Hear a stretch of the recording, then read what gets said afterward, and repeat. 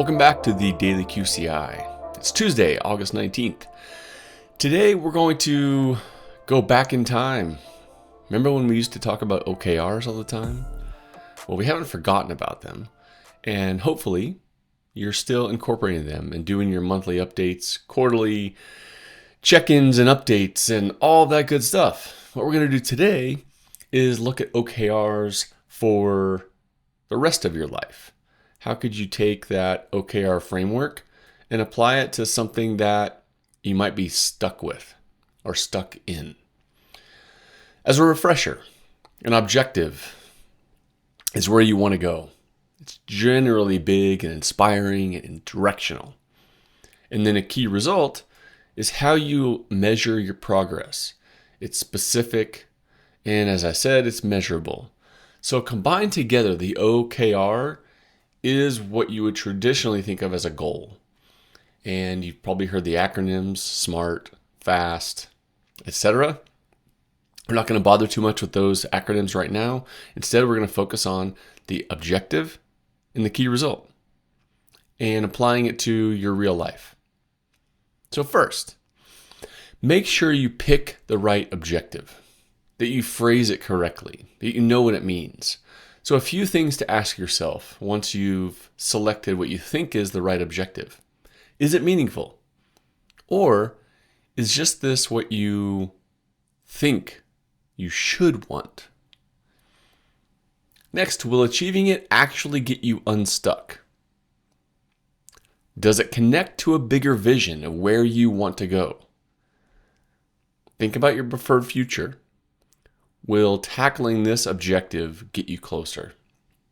And are you willing to focus on this for the next 3 to 6 months? Is this the priority for that time period? If you can't say yes to at least 3 of those, it's probably not a good objective or a real objective. All right, let's move on to the key results. Creating key results that matter. So each key result should answer, is this a clear sign of progress, not just an activity or a to-do list? Can I measure it without guessing? If I hit all these KRs, will my objective be achieved? And does this key result stretch me without setting me up for failure? Here's an example. Say I want to build financial breathing room. All right, let's check the objective. Does it meet our criteria? Is it meaningful? Will it get me unstuck? Does it connect to a bigger vision? And am I willing to focus on it? Yes, to all. How about our key results? One key result might be pay off $3,000 in debt. Now, here's the thing. The objectives and the key results we do this on a regular cadence where we're checking in.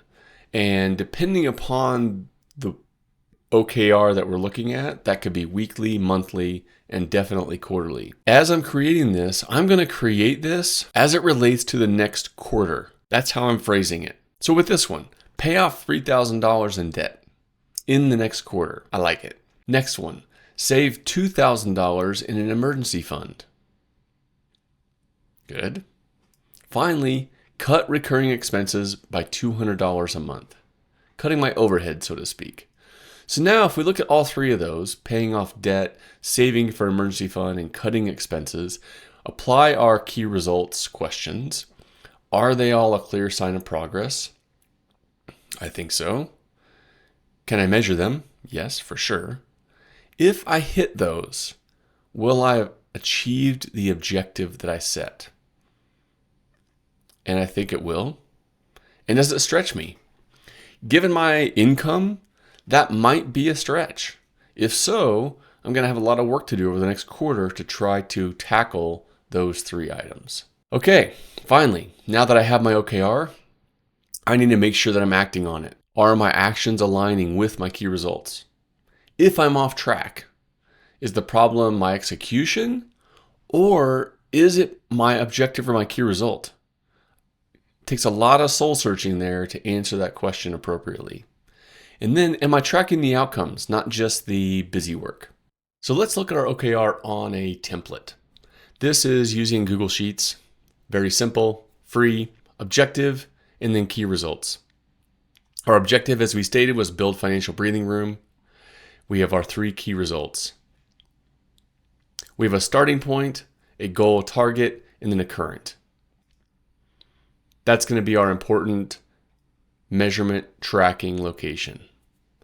And then we're going to be doing a monthly check-in. So let's say we know our goal or target for the quarter is 3,000. We know our goal target is 2,000 here. And we know this is 200 per month. Let's say we're starting at 10,000. Our emergency fund, we're starting at 0.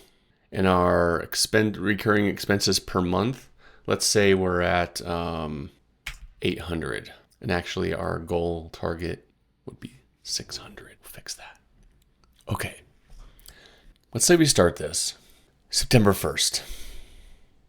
At the end of September, we're getting ready to do our monthly check-in. We would have been tracking this. Tracking it happens over here, notes and links. We would create a Google document. In that document, we might list all of the things that we're going to work on to try to cut the expense and what the result was. And that allows us then to have an easy link back to this key result that shows us what we've done, what we have yet to do. That's basically our to-do list. Our key results are not our to-do list. Okay, so let's say we get to the end of month 1. And we are currently at 9,000. So we've paid off $1,000 of our debt. That would put us on track. Let's say we want to save $2,000 in an emergency fund. We've only put away $400. So we're behind. And we want to cut recurring expenses. Let's say our recurring expenses are currently at 700. So we're way ahead there. There we go. That's our first month. Now we keep working, keep making progress, and see where it goes. If we find that 1 month, let's say this one emergency fund, we update this for month 2 and we're still at 400, now we might click help. If we're doing this solo, this is going to be a trigger for us to reach out for help to somebody. If we're doing this in our business, this is a trigger to ask somebody we work with for help. There you go. Very simple example. We have our starting point, our goal or target, and our current, which gets updated monthly. We have a spot for notes and links to Google Docs or other spreadsheets or a Dropbox location or wherever you want to go. The thing about OKRs is they're not just a plan.